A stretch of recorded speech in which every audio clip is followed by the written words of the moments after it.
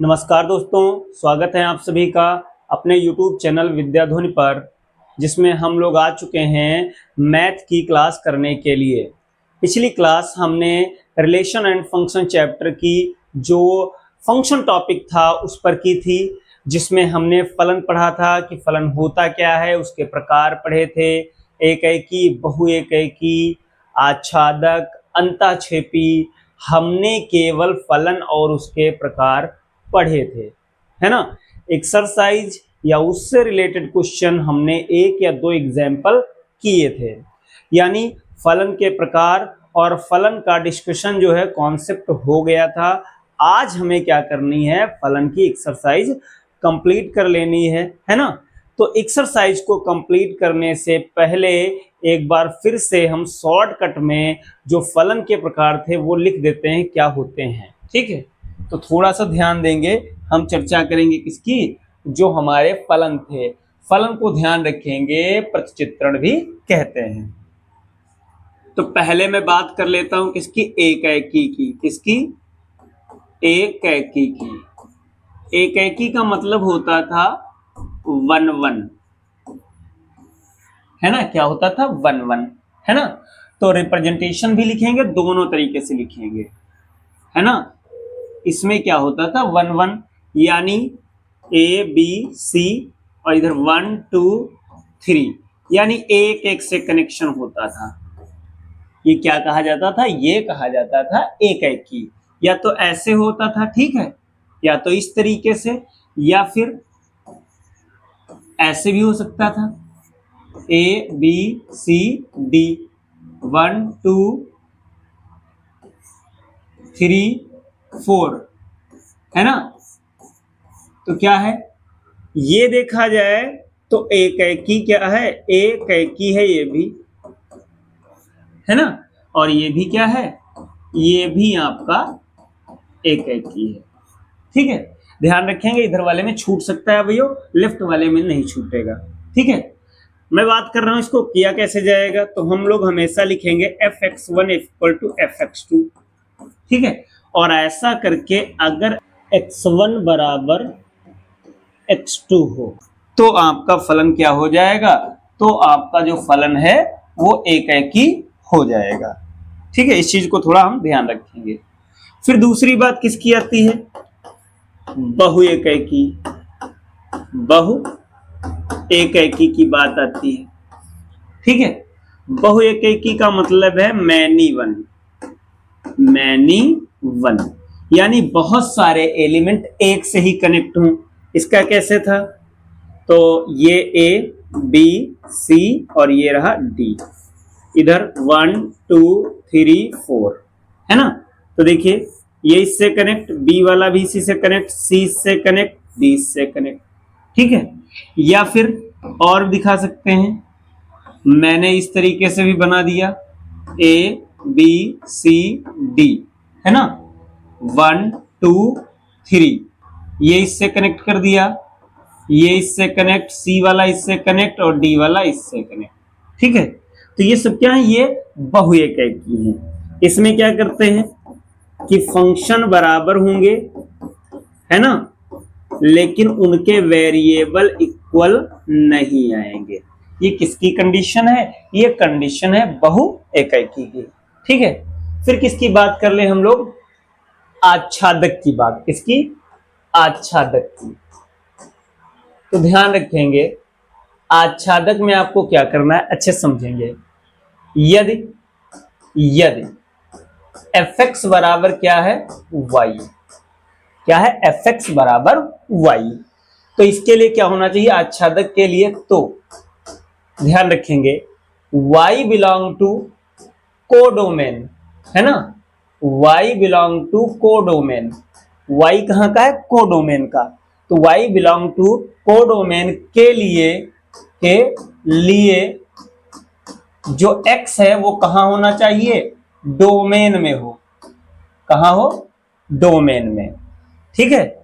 अगर आपका y codomain में है, यानी प्रत्येक कोडोमेन के अवयव के लिए, प्रत्येक कोडोमेन के अवयव के लिए x कहां होना चाहिए? डोमेन में, ठीक है। मैं इसका अगर बनाऊं तो कुछ इस तरीके से बनेगा, यानी इसमें बचने नहीं चाहिए, इसमें सारे के सारे कनेक्ट हो जाने चाहिए। 1 2 3 है ना। देखिएगा जरा, इसमें जो है आप ऐसे समझ लीजिए, इधर वाले में एक भी बचेंगे नहीं। ये क्या होता था? कोडोमेन। क्या है ये? कोडोमेन है। और ये क्या था? ये आपका था डोमेन। ठीक है। मैं और बात करूं अगर इसी की, ये ऐसे भी बन सकता है, A B C D, इधर 1 2 3 4। ठीक है। या मैं और ले सकता हूं, इसको थोड़ा सा और समझिएगा।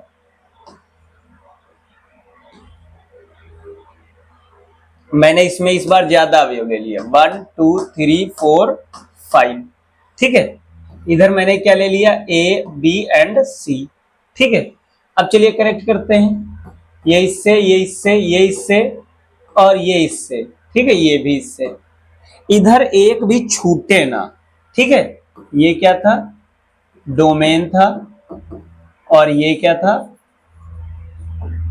कोडोमेन था। ठीक है। अगर मैं शॉर्टकट में लिख दूं तो मैं क्या लिखूंगा? देखिएगा जरा, इसमें क्या था? कोडोमेन में, कोडोमेन में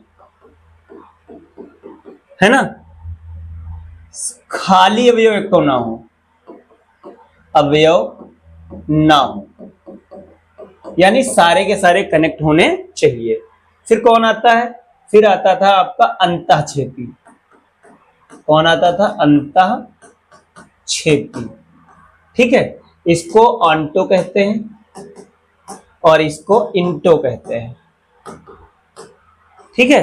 तो इसमें क्या होगा? इसमें इधर खाली रह जाएंगे। जैसे ये मैंने ले लिया 1 2 3 और ये ले लिया मैंने 4। ठीक है। A B C and D। अब मैं मैच करा रहा हूं, तो मैंने जब मैच कराया, ठीक है, तो आप देख सकते हैं कि एक अवयव हमने क्या किया है? खाली छोड़ दिया है। ठीक है। तो इधर D क्या हुआ? D छूट गया। क्या हुआ? D छूट गया है। D क्या हुआ? छूट गया है। तो ये आपका क्या हो जाएगा? अंतःछेदी। ठीक है। क्या हो जाएगा? अंतःछेदी। इसमें क्या होगा? जो दिखेगा, यदि, ठीक है, fx बराबर क्या?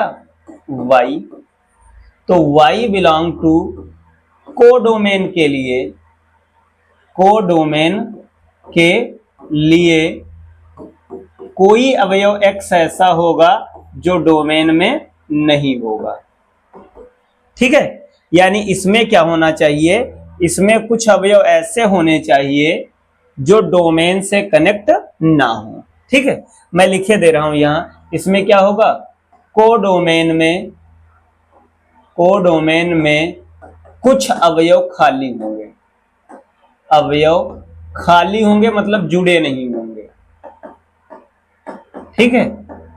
इसमें कुछ छूट जाएंगे और इसमें एक और नहीं छूटेंगे। ठीक है। तो चलिए हम स्टार्ट करते हैं जो इसकी एक्सरसाइज है। ये हमने थोड़ा समझ लिया, बाकी अगर डिटेल में आपको समझना है तो आप क्या करिए, पिछला जो वीडियो है फलन, उसको आप अच्छे से करिएगा। ये इसकी एक्सरसाइज है। ठीक है। तो देखिए आज थोड़ा डिफरेंट कलर यूज किया जाएगा। ठीक है। आज थोड़ा डिफरेंट कलर का हम यूज करेंगे।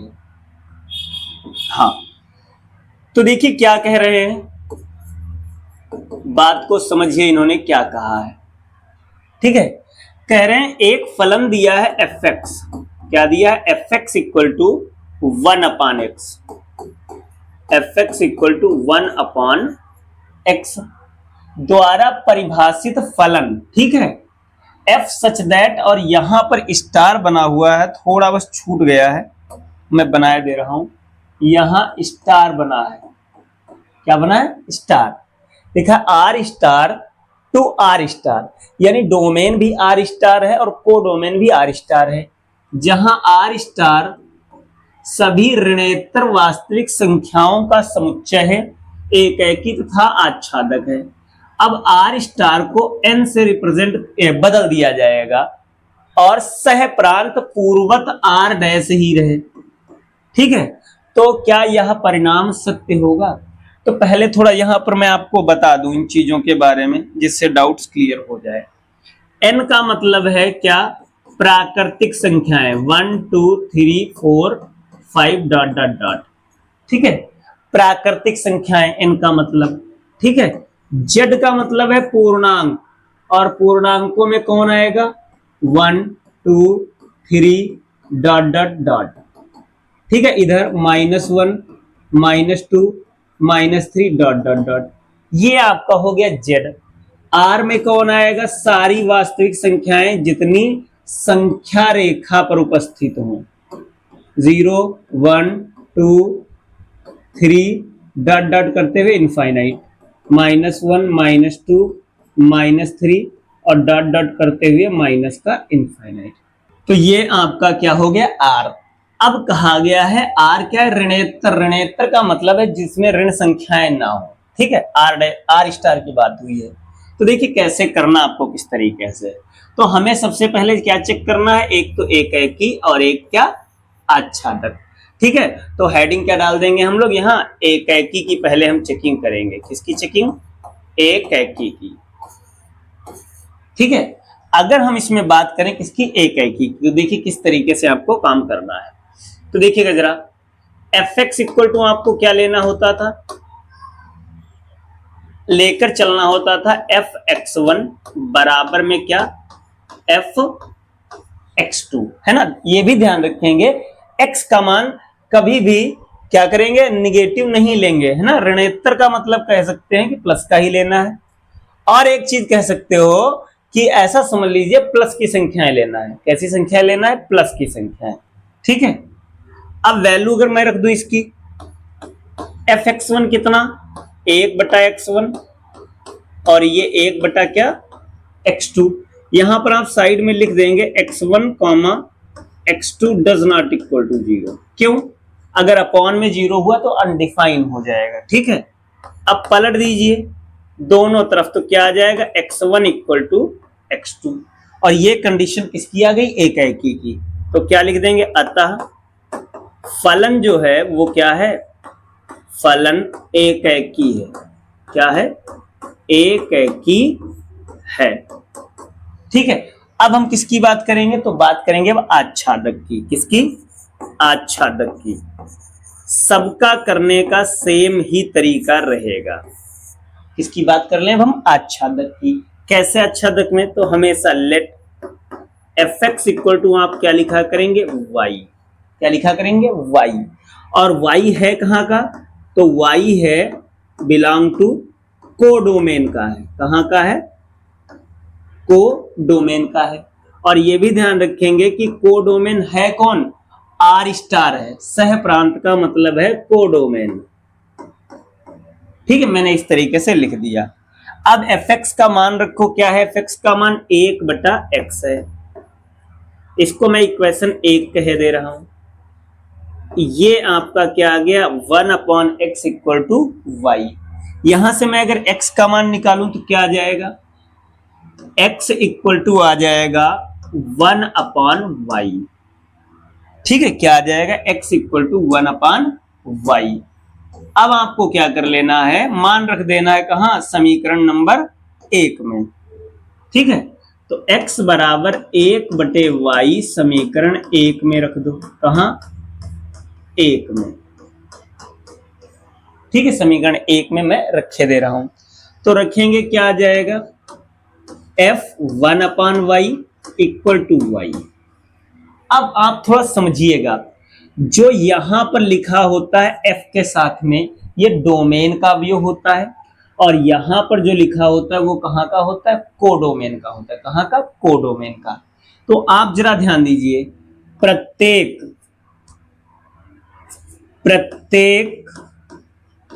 y, मैं y की बात करूंगा, y बिलोंग टू कोडोमेन, है ना।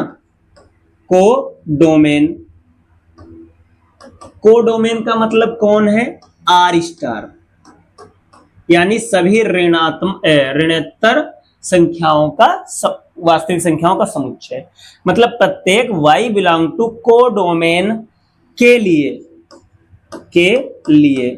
असल में आपको करना क्या होता है, आपको यह देखना है कि y अगर कोडोमेन का है तो यहां पर जो डेटा लिखा है वो कहाँ का होना चाहिए, डोमेन का होना चाहिए। कहने का मतलब ये है कि जो भी अवयव, ध्यान रखेंगे, ये यहां पर y है और y जिससे कनेक्ट है वो कौन है, 1/y है ना, इससे 1/y से कनेक्ट है।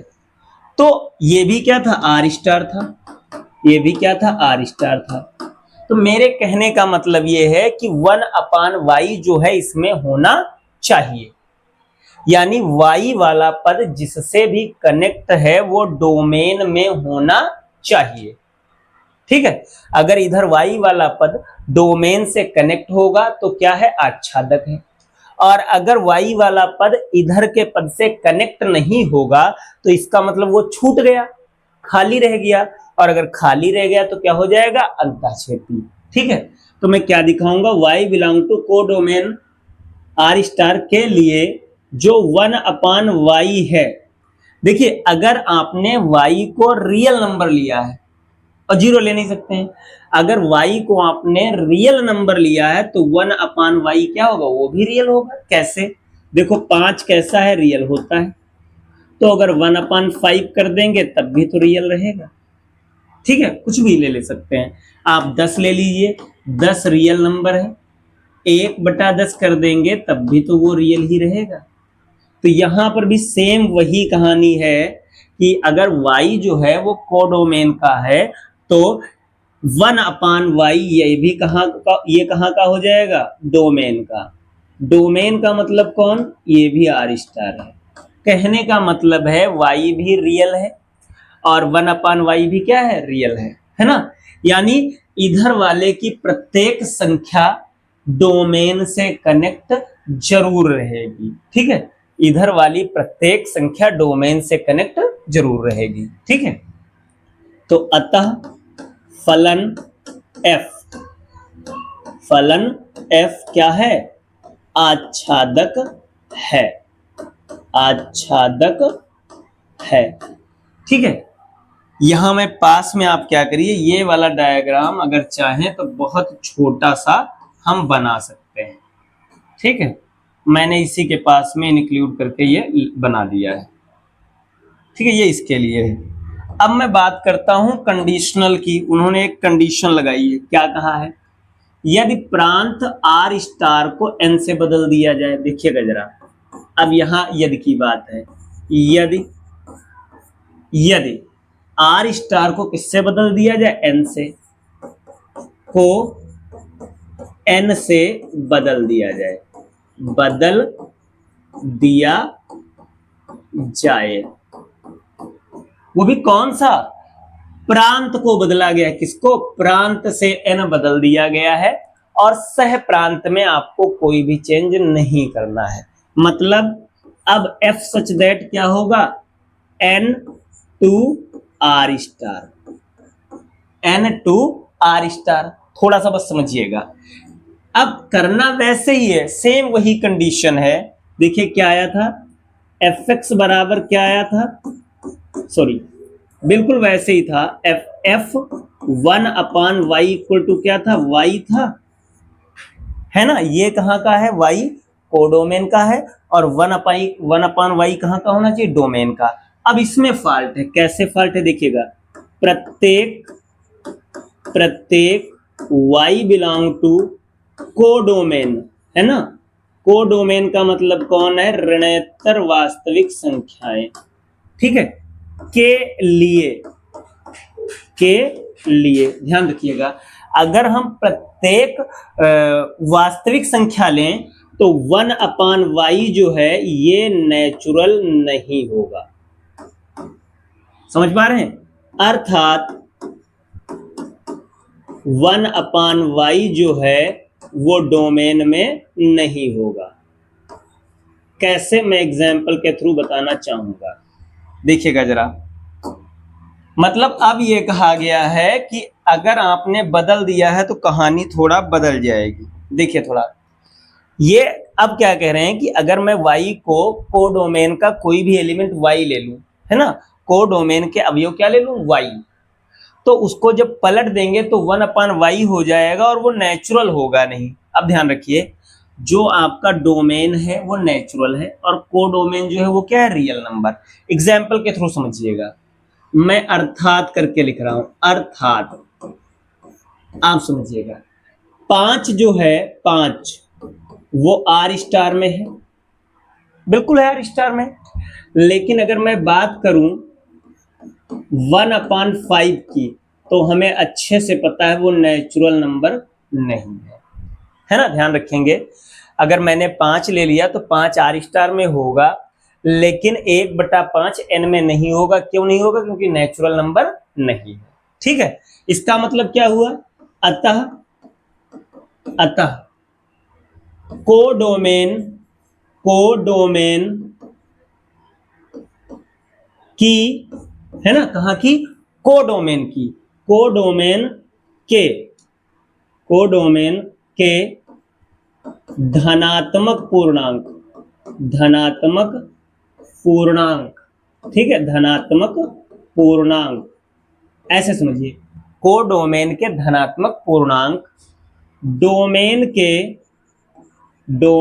के किसी भी अवयव का, किसी भी अवयव का प्रतिबिंब नहीं है, प्रतिबिंब नहीं है। अतः अब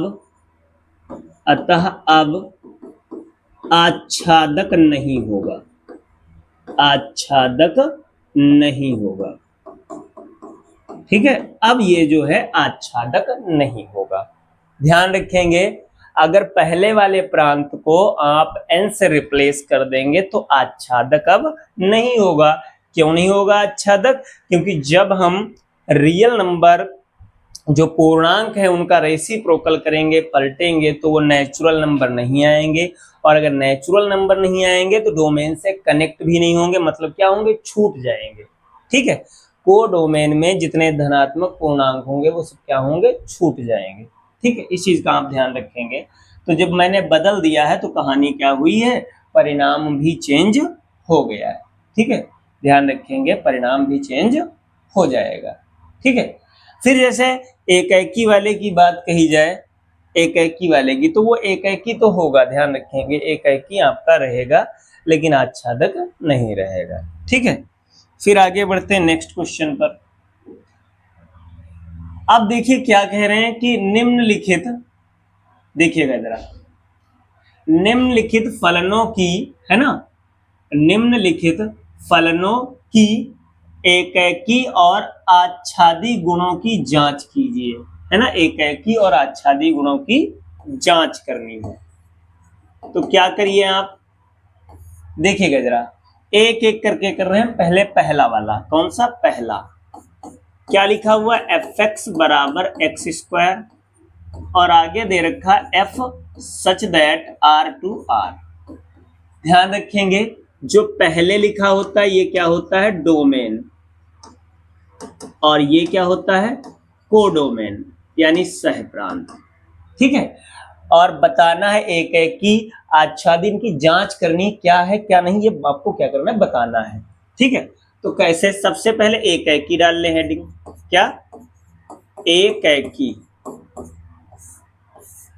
तो एकैकी में कैसे करते थे? आइए देखिए, हम लोग लिखते थे fx बराबर, सॉरी fx1, ऐसे लिखते थे ना, fx1 बराबर fx2। ठीक है, अब देखो क्या है, आपको fx1 कितना आ जाएगा? fx1 कितना? x1 का स्क्वायर, और ये क्या हो गया? x2 का स्क्वायर, है ना, वैल्यू रखे हैं। या ऐसे बढ़िया नहीं लगता लिखते हुए, तो एरो लगाकर इधर लिख लीजिए, x1 का स्क्वायर और इक्वल टू में कौन? x2 का स्क्वायर।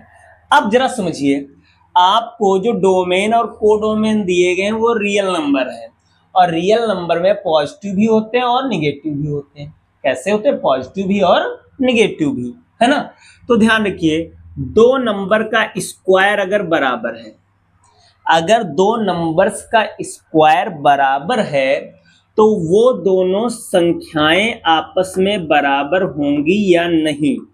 ध्यान रखिए, अगर दो संख्याओं का स्क्वायर क्या है, बराबर है, तो वो संख्याएं बराबर होंगी या नहीं बराबर होंगी, वो डिसाइड करेगा इनके चिन्हों पर, है ना, वो इनके चिन्हों पर डिसाइड करेगा। कैसे? अगर दोनों संख्याएं धनात्मक हैं, है ना, दोनों धनात्मक संख्याओं के स्क्वायर बराबर हैं तो संख्याएं भी बराबर होंगी। दोनों ऋणात्मक संख्याओं के स्क्वायर बराबर हैं तब भी संख्याएं बराबर होंगी। लेकिन इस वाले में क्या है, देखिए धनात्मक भी है ऋणात्मक भी है। तो ध्यान रखिएगा, अगर दो संख्याओं का स्क्वायर बराबर है तो वो संख्याएं बराबर हों ऐसा जरूरी नहीं है। क्यों नहीं जरूरी है? क्योंकि यहाँ पर माइनस की भी संख्या है और प्लस की भी। मैं पास में एक छोटा सा एग्जाम्पल लेकर के आपको बताना चाहूंगा। कैसे? देखो, -4 का स्क्वायर और +4 का स्क्वायर दोनों ही बराबर है और कितने होते हैं? 16। दोनों ही क्या है? बराबर है और कितने होते हैं? 16। लेकिन आप देख सकते हो अगर मैं स्क्वायर हटा दूं तो ये नंबर्स बराबर नहीं है। -4 डज नॉट इक्वल टू 4। तो मैंने क्या कहा, ये दोनों बराबर हो सकते हैं कब? जब समान चिन्हों वाली संख्याएं ली जाए। अगर समान चिन्हों वाली संख्याएं हैं तो बराबर होंगे ये, अदरवाइज नहीं। ठीक है, तो ये आपका क्या होगा? अतः फलन फलन एक एकी नहीं है, एक एकी नहीं है। ठीक है, या आप क्या कह सकते हो कि फलन फलन क्या है? बहु एक एकी है, बहु एक एकी है। ठीक है, अगर आप डायग्राम समझना चाहते हो तो मैं एक छोटा सा बनाया दे रहा हूं, हल्का सा बस। ठीक है, देखिए कैसे। जैसे मैंने इसमें का ले लिया, यहां मैंने 0 ले लिया, ठीक है, -1 ले लिया और ये +1 ले लिया, फिर -2 ले लिया और इधर ले लिया प्लस ले लिया। मान लीजिए 0 -1 -2 +1 +2। ध्यान रखेंगे और भी नंबर्स होंगी। ठीक है, ये रियल नंबर्स हैं तो डेसिमल भी होंगे, बस मैंने बनाया नहीं है। अब इसमें अगर आ जाएं तो यहाँ पर -1 -2 और नीचे तमाम होंगे, है ना। ऊपर की अगर मैं बात करूं तो कहीं पर +1 आया होगा, फिर डॉट डॉट करते हुए कहीं +4 आया होगा और भी नंबर्स आई होंगी। ठीक है, अब देखो 0 वाला 0 से कनेक्ट होगा। अच्छे से थोड़ा समझिएगा, x का मान इसमें से लिया जाता है और fx का मान इसमें से। अगर 1 का स्क्वायर करूंगा तो कितना आएगा? 1 ही आएगा। -1 का स्क्वायर करूंगा वो कितना आएगा? +1 आएगा।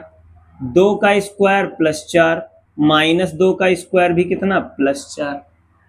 थोड़ा समझने की हम कोशिश करेंगे। देखिए, माइनस वाली भी संख्याएं प्लस से कनेक्ट हैं और प्लस वाली संख्याएं भी प्लस से कनेक्ट हैं। अगर और समझना है मैं यहाँ पर लिखे दे रहा हूँ एक दो एग्जाम्पल। देखिए, जैसे अगर मैं f-1 करूं तो -1 का स्क्वायर कितना आएगा? 1, है ना। अगर मैं +1 का स्क्वायर करूं, है ना, तब भी कितना आएगा? 1। यानी -1 भी +1 से कनेक्ट है और +1 वाला भी +1 से कनेक्ट है ना, कनेक्ट है। तो अब अगर देखा जाए तो दो संख्याएं एक ही से कनेक्ट हैं। जो दो संख्याएं हैं वो एक ही से कनेक्ट हैं, तो ये क्या हो जाएगा? ये आपका हो जाएगा बहु एक एकी। ठीक है, फिर किसकी बात होती है? अब बात होती है आच्छादक की, कि आच्छादक होगा या नहीं। तो आप ऐसे ही देख लीजिए, इस वाले में सारी की सारी ऋणात्मक संख्याएं छूट जाएंगी। कैसे? जरा देखिए, मैं बना रहा हूं यहाँ थोड़ा बड़े डायग्राम से। इसमें मैंने क्या लिया था? 0 लिया था, -1 -2 एंड -3, +1 +2 एंड +3। ध्यान रखेंगे इसमें डेसिमल नंबर भी हैं, बस सारी नहीं बनाए, मतलब भर की बना लिए। यहाँ 0 था, है ना, ऊपर +1 आया होगा, कहीं पर +4 आया होगा और कहीं पर आया होगा +9, और भी नंबर होंगे, -1 -2 -3 डॉट डॉट डॉट, नीचे बहुत सारी नंबर है। ठीक है, 0 का स्क्वायर करेंगे 0 आया होगा, +1 का स्क्वायर +1, -1 का स्क्वायर +1, -2 का स्क्वायर +4, +2 का स्क्वायर +4, -3 का स्क्वायर +9, 3 का स्क्वायर +9। आप देखिए इसमें सारी निगेटिव नंबर्स क्या हुई, छूट गई। क्या हुई है, सारी निगेटिव नंबर्स कैसी हो गई हैं, छूट गई हैं। ठीक है, ध्यान रखेंगे। तो अगर इसको हम पिछले क्वेश्चन के जैसे करें तो क्या लिखेंगे, fx इक्वल टू क्या, y। क्या लिखेंगे, fx equal to y। fx की जगह क्या, एक्स स्क्वायर, यहां से x की वैल्यू कितनी आ जाएगी, √y। ठीक है, इसमें लाकर पुट कर दो तो क्या आ जाएगा, √y इक्वल टू क्या, y। अब मैं देखो क्या कहूंगा, ये y कहाँ का है, कोडोमेन का है। y जो है वो कहाँ का है, कोडोमेन का। तो कोडोमेन में माइनस की भी संख्याएं हैं और प्लस की भी हैं। ध्यान रखेंगे, अगर मैं बात करूं तो y कहाँ का है, कोडोमेन का।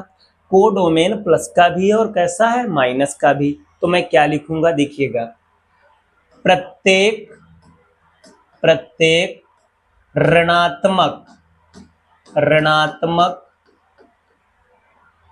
संख्या, है ना, कैसी संख्या, ऋणात्मक संख्या y बिलोंग टू कोडोमेन, है ना। अगर ऋणात्मक संख्या y की करें तो वो कोडोमेन में तो होगा। ये क्या है, डोमेन है, और ये क्या है, कोडोमेन है। ठीक है, प्रत्येक ऋणात्मक संख्या कोडोमेन में तो होगी, लेकिन आप ही बताइए, अगर मैं ऋणात्मक संख्या का अंडर रूट करूंगा तो निकलेगा, नहीं निकलेगा। ध्यान रखेंगे, ऋणात्मक संख्या का वर्गमूल वास्तविक संख्या नहीं होती है ना। ऋणात्मक संख्या का वर्गमूल एक काल्पनिक संख्या होती है, वास्तविक नहीं होती है। तो प्रत्येक ऋणात्मक संख्या y बिलोंग टू कोडोमेन के लिए √y जो है वो डोमेन में नहीं होगा, डोमेन में नहीं होगा। अर्थात, या अगर चाहे मैं और लिख के बता सकता हूं, जैसे मैंने ले लिया -5, तो -5 जो है, -5 वो कोडोमेन में होगा, है ना। लेकिन अगर √-5 की बात करें तो वो आपका डोमेन में नहीं होगा, है ना, क्योंकि ये वास्तविक है ही नहीं। तो क्या लिखूंगा, अतः कोडोमेन की सभी ऋणात्मक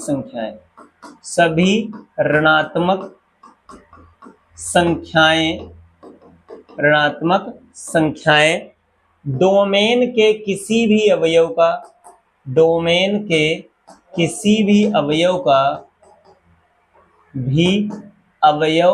का प्रतिबिंब नहीं है, मतलब जुड़ी नहीं है।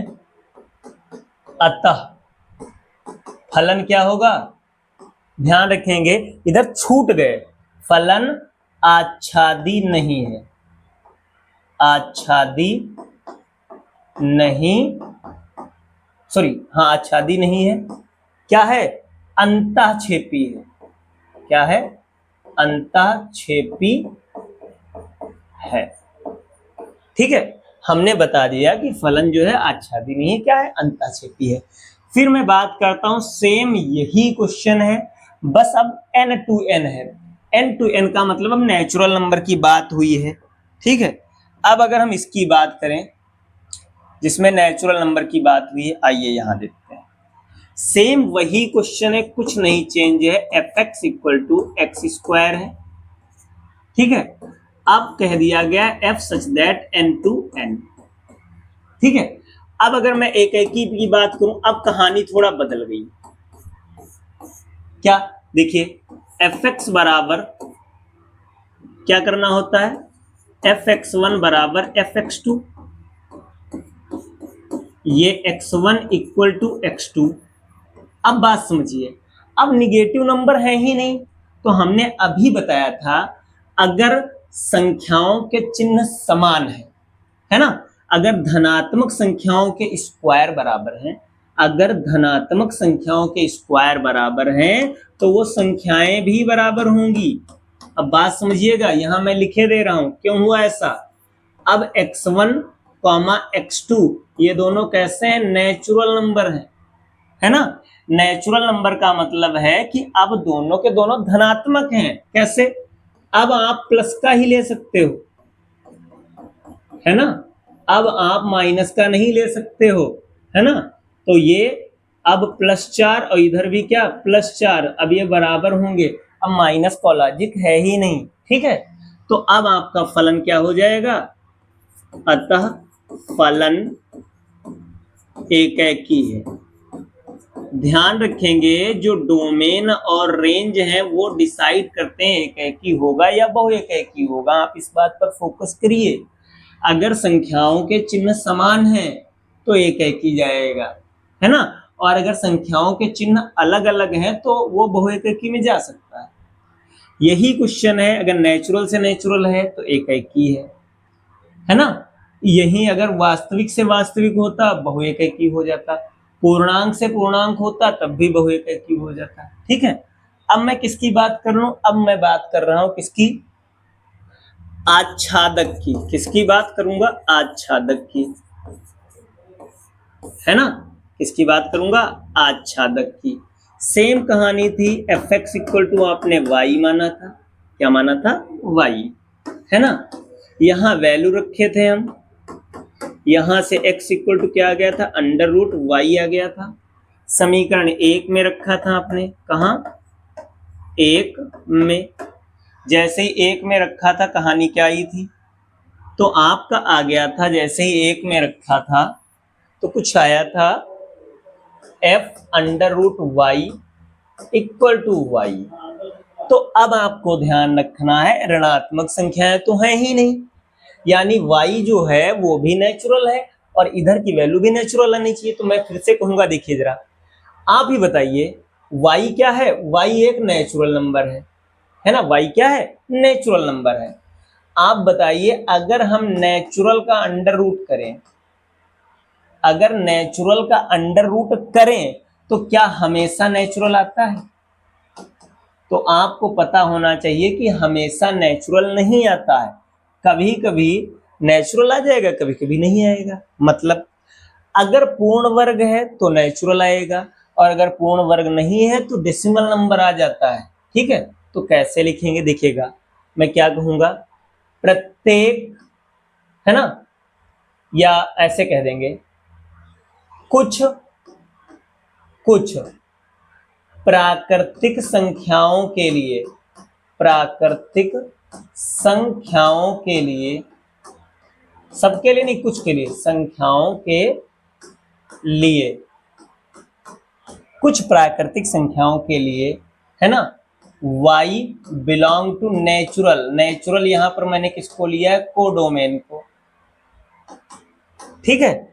√y जो है वो नेचुरल नहीं होगा, यानी डोमेन में ये नहीं होंगे। समझिएगा बात को। अगर मैं कुछ प्राकृतिक संख्या ऐसी ले लूं जो नेचुरल में है लेकिन उनका वर्गमूल नेचुरल नहीं होगा, जैसे मेरी बात समझिएगा, मैं एग्जाम्पल के तौर पर बता रहा हूं। अर्थात मैंने जैसे 5 ले लिया, कितना ले लिया, 5। तो 5 जो है, 5 वो नेचुरल में होता है, यानी कोडोमेन में है, ठीक है। लेकिन √5 जो है वो नेचुरल नहीं होता है, मतलब अब डोमेन में ये नहीं है ना। यानी कोडोमेन का जो अवयव y है, कोडोमेन का जो अवयव 5 है, ये डोमेन के किसी भी अवयव से नहीं कनेक्ट होगा, ठीक है। क्यों नहीं कनेक्ट होगा, क्योंकि 5 वाला किससे जुड़ेगा, √5 से। आप ऐसे देख सकते हो, यहाँ y है, यहाँ √y है, 5 वाला √5 से जुड़ेगा और √5 नेचुरल तो होता नहीं है, तो अगर ये नेचुरल नहीं है तो डोमेन में होगा ही नहीं, ठीक है। तो मैं क्या लिख दूंगा, अर्थात अतः कोडोमेन में अनेकों ऐसी संख्याएं हैं, अनेकों ऐसी संख्याएं हैं, संख्याएं मैं लिखे दे रहा हूं, जैसे 3, 5, 7 डॉट डॉट डॉट, कुछ भी कह लीजिए, ठीक है। 3, 5, 7 ऐसी संख्याएं हैं जो डोमेन के किसी भी अवयव का प्रतिबिंब नहीं है, अवयव का प्रतिबिंब नहीं है, नहीं है। तो क्या है? अतः फलन, ठीक है, यानी वो छूट गए।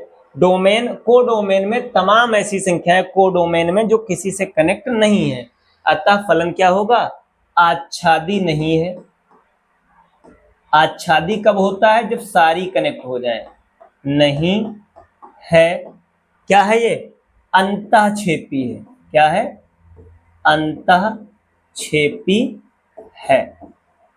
देखिए, अंतःक्षेपी तब कहते हैं जब कुछ संख्याएं छूट जाएं, किसी से भी कनेक्ट ना हो, ठीक है, किसी से भी कनेक्ट ना हो, ठीक है, इस चीज को ध्यान रखेंगे, जब किसी से भी कनेक्ट ना हो। मैं एकैकी का अगर डायग्राम बनाऊं तो कैसा बना होगा? एकैकी में ऐसा रहा होगा, 1 2 3 4 5 6 डॉट डॉट डॉट। अब 1 वाले का स्क्वायर करेंगे, कितना आएगा? 1, यानी 1 वाला 1 से कनेक्ट हुआ होगा। फिर 2, या बीच में डॉट डॉट कर देते हैं, नंबर्स रही होंगी। और अगली 4, तो 2 वाला किससे? 4 से। फिर अगला 9, फिर अगला 16, फिर अगला 25, फिर अगला, आगे जितनी भी नंबर्स होंगी सब कनेक्ट हुई होंगी। तो ये एक एक से कनेक्ट है, किससे? एक एक से ही कनेक्ट है। लेकिन आप देख सकते हैं बीच की सारी संख्याएं छूट रही हैं। कौन छूटा होगा? जैसे इसमें कहीं बीच में कौन आया होगा? 3 आया होगा, है ना। ये किसी से भी कनेक्ट नहीं होंगे, क्यों? क्योंकि 3 जो है पूर्ण वर्ग नहीं है। ऐसे ही 5 रहा होगा, 10 रहा होगा, है ना।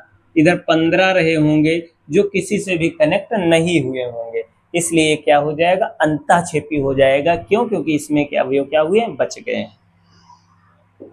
नेक्स्ट आते हैं, उसी के जैसे हैं। अब देखिए Z to Z कह दिया गया, यानी वही क्वेश्चन बार बार ये लोग रिपीट कर रहे हैं। फिर से fx बराबर x स्क्वायर है, ठीक है। तो मैं पहले क्या चेक करूंगा? एकैकी। क्या चेक करूंगा? एकैकी। तो एकैकी में क्या कहानी थी? fx1 बराबर fx2, ठीक है। क्या आ जाएगा? x1 का स्क्वायर, x2 का स्क्वायर। तो अभी एक बात कहे थे, वो बात क्या थी कि दो संख्याओं के स्क्वायर बराबर हैं, तो संख्याएं बराबर कब होंगी? दोनों के जब समान चिन्ह हो, या तो दोनों धनात्मक हो या तो दोनों ऋणात्मक हो। लेकिन आप देख सकते हो ये पूर्णांक कहे गए हैं। क्या कहे गए हैं? पूर्णांक। और पूर्णांक धनात्मक भी होते हैं और ऋणात्मक भी होते हैं, यानी प्लस माइनस सब है। और अगर प्लस माइनस सब है तो संख्याएं बराबर हों ऐसा जरूरी नहीं है। मैं यहाँ फिर दिखाई दे रहा हूँ, देखिए +1 का स्क्वायर -1 का स्क्वायर दोनों ही 1 होते हैं, बराबर होते हैं, लेकिन संख्याएं बराबर नहीं है, ठीक है। तो फलन एकैकी तो नहीं है, एकैकी नहीं है, नहीं है, ठीक है। आप और समझना चाहते हैं, यहां बनाया दे रहा हूं एक या दो एग्जाम्पल के साथ में। 0 -1 डॉट डॉट डॉट, इधर +1 ऊपर डॉट डॉट डॉट, इधर कौन है? 0 है। 0 0 से कनेक्ट होगा, 1 वाला भी +1 से और -1 वाला भी +1 से, ठीक है। और भी ले सकते हैं, इधर मैं इधर जैसे +2 ले लूं और इधर ले लूं -2, तो यहाँ ये सब किससे कनेक्ट होंगे जाकर? ये 4 से, और ये किससे? ये भी 4 से। तो आप देख सकते हैं ये क्या है? बहुएकैकी है, ठीक है। फिर किसकी बात चली थी? आच्छादक की बात, है ना। अगर आच्छादक की ये बात करेंगे तो क्या होगा? हाँ देखिएगा, आच्छादक, आच्छादक में आप क्या करते थे, F X equal to Y लिखते हैं, ठीक है। अब यहां से सेम वैसे ही पॉइंट टू पॉइंट कुछ नहीं करना है आपको, यहां से x equal to under root Y, value यहां पर चल के रख दो, f under root Y equal to क्या आ गया, y। अब आपको करना क्या है, यहां का पूर्णांक लेना है ना। पूर्णांक का जो वर्गमूल है वो कहाँ होना चाहिए, डोमेन में। जो पूर्णांक y है इसका जो अंडर रूट है वो कहाँ होना चाहिए, डोमेन में। तो मैं फिर वही कह दूंगा, प्रत्येक प्रत्येक ऋण संख्या y बिलोंग टू z के लिए, z के लिए, है ना, z के लिए। और भी बहुत सारी होंगी जो अब पूर्ण वर्ग नहीं होंगी, वो भी नहीं जुड़ेंगी। प्रत्येक ऋण संख्या y बिलोंग टू z के लिए अंडर रूट z जो होगा, under root z, sorry z नहीं y, अंडर रूट y, ये पूर्णांक होगा ऐसा जरूरी नहीं है ना। ये पूर्णांक होगा ऐसा जरूरी नहीं है। पहली बात तो अगर आपने निगेटिव संख्या ले ली है, ऋणात्मक संख्या ले ली है, तो उसका वर्गमूल एक काल्पनिक संख्या होगी, ठीक है, काल्पनिक संख्या होगी। तो डज नॉट इक्वल टू मतलब पूर्णांक नहीं होगा। अतः क्या कहानी हो जाएगी, मैं और भी ले सकता हूं, जैसे मैंने यहां समझाने के लिए ले लिया, मैं जैसे 5 को ले लूं तो वो जेड में है, सॉरी -5 की, लेकिन अगर मैं अंडर रूट 5 का वर्गमूल करूं तो वो गारंटेड है जेड में नहीं होगा। और भी ले सकता हूं, जैसे प्लस की भी ले लूं, 10 जेड में है, लेकिन मैं अंडर रूट 10 करूं वो जेड में नहीं होगा। ध्यान रखेंगे, ये वाली संख्या कोडोमेन की है और जो वर्गमूल में है वो कहाँ का है, डोमेन का है। तो अतः डोमेन की बहुत सी संख्याएं, सॉरी डोमेन की नहीं, कोडोमेन की, अतः कोडोमेन बहुत सी संख्याएं डोमेन के किसी भी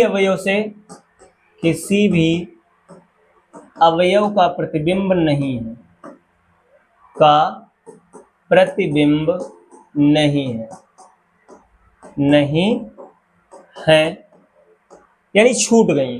अतः फलन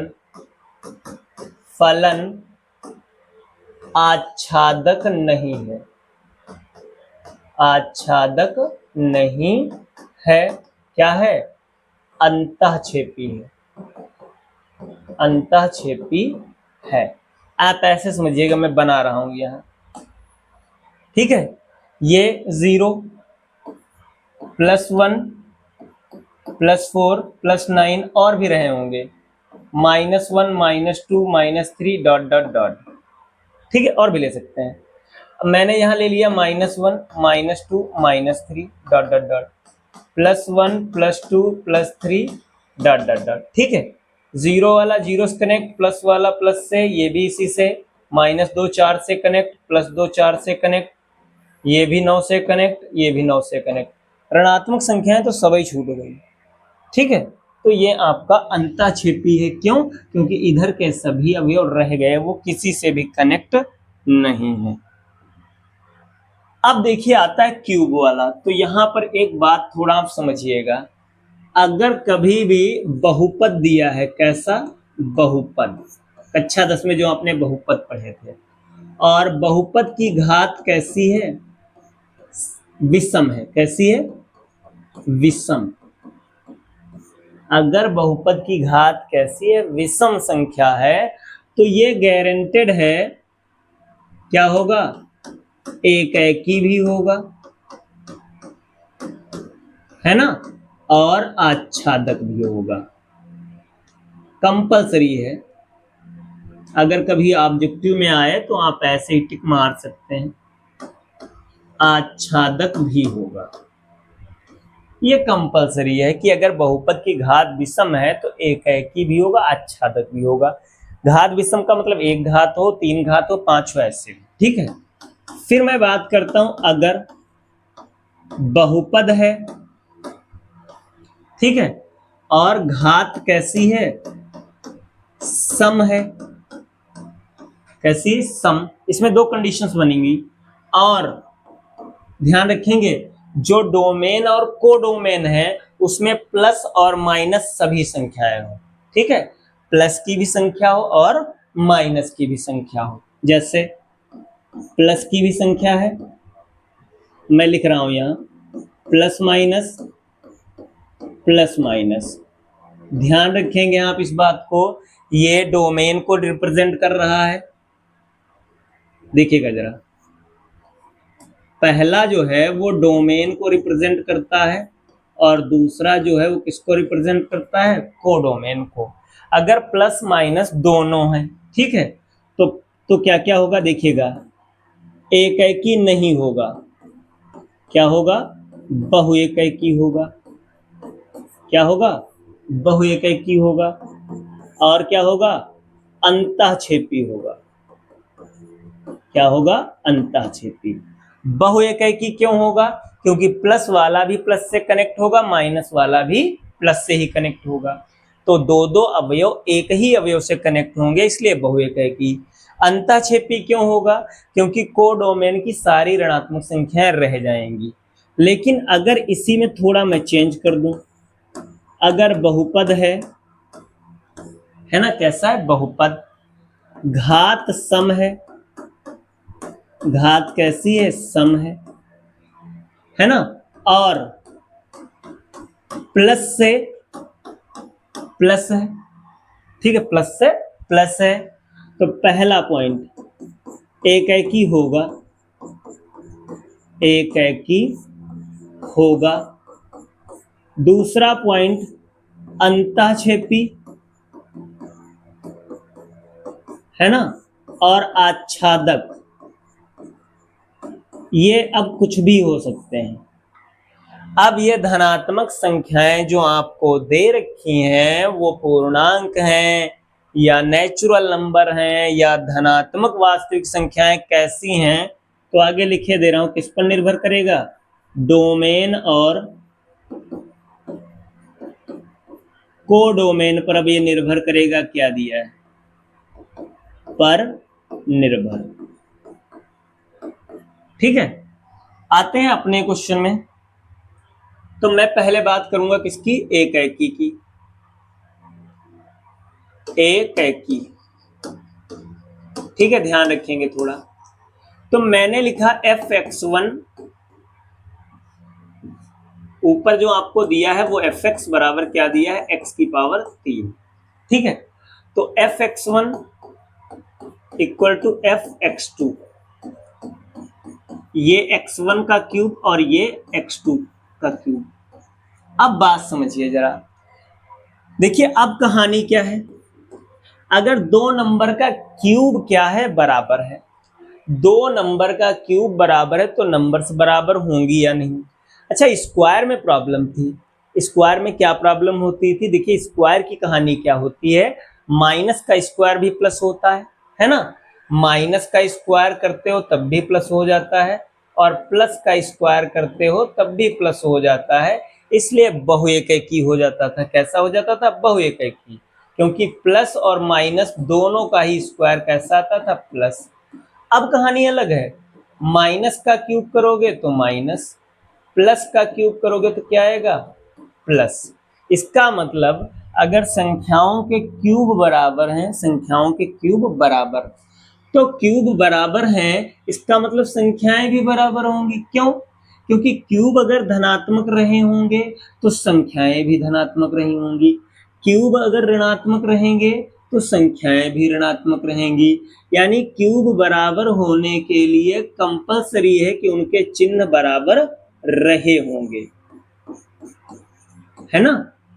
कंपलसरी है क्यूब बराबर है, संख्याओं के चिन्ह बराबर रहे होंगे एक जैसे, तो संख्याएं भी बराबर, तो फलन क्या हो जाएगा, एक एकी है।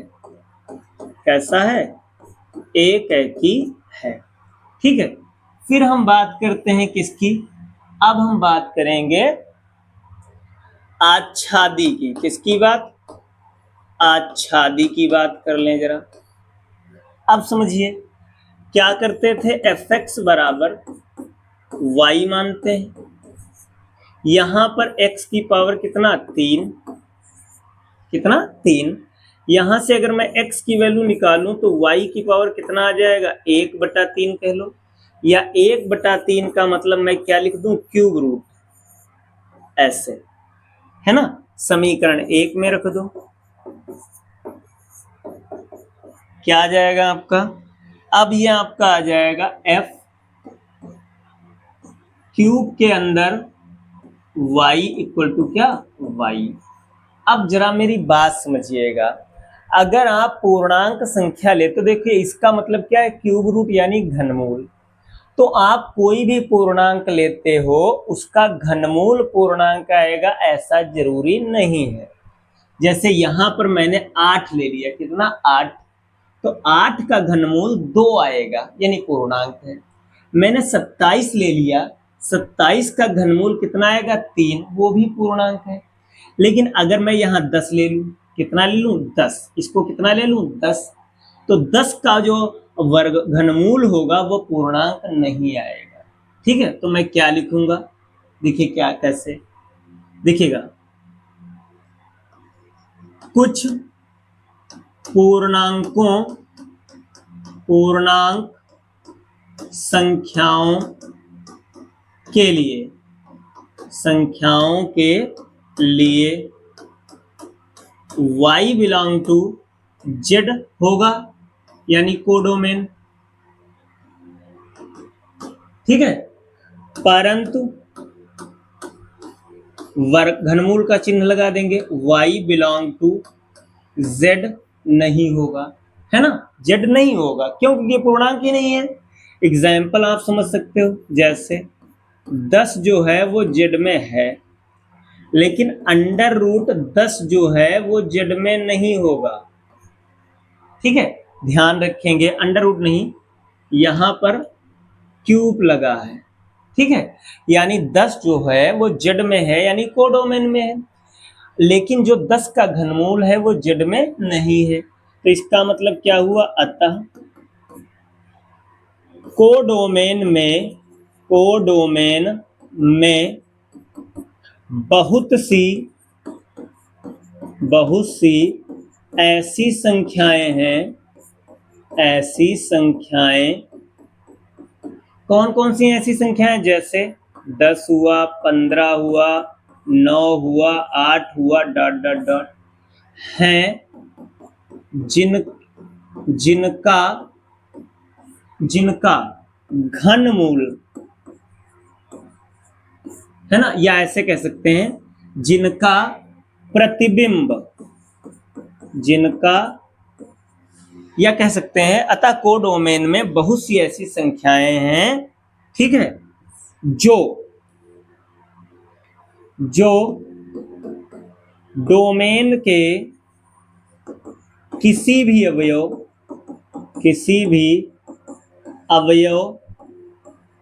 का प्रतिबिंब नहीं है ना। और क्यों नहीं है प्रतिबिंब, वो भी लिखे दे रहे हैं, क्योंकि ऐसे लिख सकते हैं, under root 10, under root 15, under root 9, under root 8, dot dot dot, यहां ऊपर 3 लिख देंगे छोटा सा, है ना। ये क्या है, डोमेन में है ही नहीं, डोमेन में नहीं है, अतः फलन क्या हो जाएगा, फलन अंतःक्षेपी है। हाँ, आप समझो, अगर इसको z की जगह r कहा गया होता, क्या कहा गया होता, r का मतलब रियल नंबर, और रियल नंबर में दशमलव संख्याएं भी होती और प्लस माइनस भी सब होते हैं, पूर्णांक होते, सारी नंबर्स आ जाती, तो ये अंताक्षेपी नहीं होता, ये क्या हो जाता, आच्छादक हो जाता। ये अंताक्षेपी क्यों हुआ? क्योंकि कोडोमेन की तमाम ऐसी संख्याएं हैं जिनका घनमूल जो है पूर्णांक नहीं होगा। ठीक है, आते हैं नेक्स्ट क्वेश्चन पर। अब देखिए इन्होंने n to n कह दिया, तो ये भी वैसा ही है, n to n कह दिया यानी एकाकी तो होगा लेकिन आच्छादक नहीं होगा। तो fx इक्वल टू मैंने क्या ले लिया, x क्यूब। ठीक है, पहले किसकी बात, एकाकी की। अगर एकाकी की बात हो तो क्या किया जाता है, fx1 बराबर fx2। जब ऐसा करेंगे तो x1 का क्यूब बराबर x2 का क्यूब, नंबर्स भी बराबर आ जाएंगी, यानी फलन एकाकी है, एकाकी है। ठीक है, क्यूब से क्यूब क्या हुआ, कट गया। आच्छादक की अगर बात हो, इसमें भी सेम अभी प्रॉब्लम वही आएगी, मैं वही लिखा दे रहा हूं पिछला वाला। तो इसमें क्या आया था, f अंडर रूट, सॉरी इसमें आया था f, इसके अंदर y था, यहाँ 3 लिखा था, बराबर क्या लिखा था, y। ठीक है, देखिएगा जरा अच्छे समझेंगे हम लोग, क्या देखिएगा,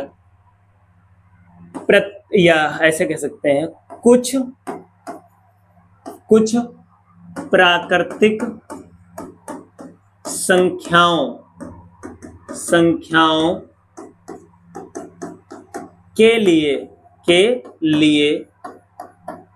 y बिलोंग टू नेचुरल तो होगा, है ना, लेकिन इसका जो घनमूल है वो नेचुरल नहीं होगा, नेचुरल नहीं होगा।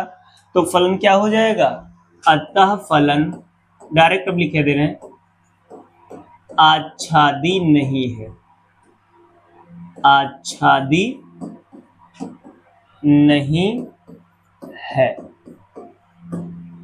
ठीक है, आप थोड़ा अच्छे से समझने की कोशिश करेंगे। अगर कोडोमेन के अवयव डोमेन से कनेक्ट नहीं हो रहे हैं, है ना, कोडोमेन का अवयव जो है, कोडोमेन का जो अवयव है वो डोमेन से कनेक्ट नहीं हो रहा है ना, कोडोमेन का अवयव डोमेन से कनेक्ट नहीं हो रहा है। इसका मतलब क्या हुआ कि कोडोमेन वाला अवयव खाली रह गया है, कोडोमेन वाला अवयव क्या रह गया, खाली। और अगर कोडोमेन का अवयव खाली रह जाएगा, इसका मतलब अब वो क्या है, अंताक्षेपी है, आच्छादक नहीं है। ठीक है, आज के लिए हम इतने ही क्वेश्चन रखेंगे, स्टार्टिंग है, हमने 4-5 क्वेश्चन केवल किए हैं। ठीक है, शुरू के क्वेश्चनों में थोड़ा टाइम लग जाता है, हमें समझने में टाइम लगा कि एकाकी और आच्छादक के क्वेश्चन किस तरीके से करेंगे, है ना। तो हर क्वेश्चन में हम लोग प्रोसीजर क्या कर रहे हैं, सेम ही लगा रहे हैं।